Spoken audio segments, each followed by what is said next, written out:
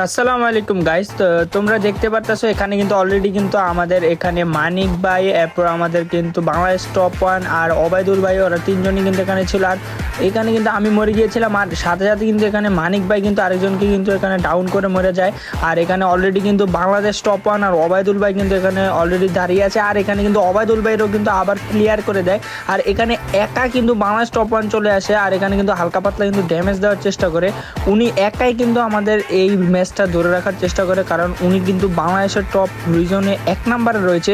ওনার কিন্তু যেভাবে হোক ভুইয়া নিতে হবে, ভুইয়া না নিলে কিন্তু ওনার ফুল প্লাস দেবে না।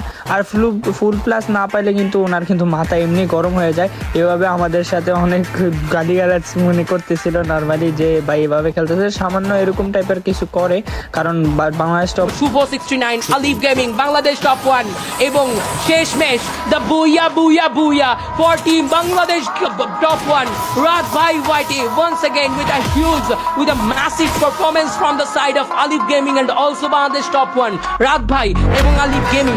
এই যে নিজেদের কম্বিনেশন, সেটা তাদের আজকের নয়, সেটা বহুদিন যাবত চলমান রেখেছেন এবং এই কনসিস্টেন্সি কোনো অপোনেন্ট টিম ভাঙতে পারেননি প্রপারলি, এবং অসাধারণ এই ব্যাপারটা শেষ পর্যন্ত সফলতা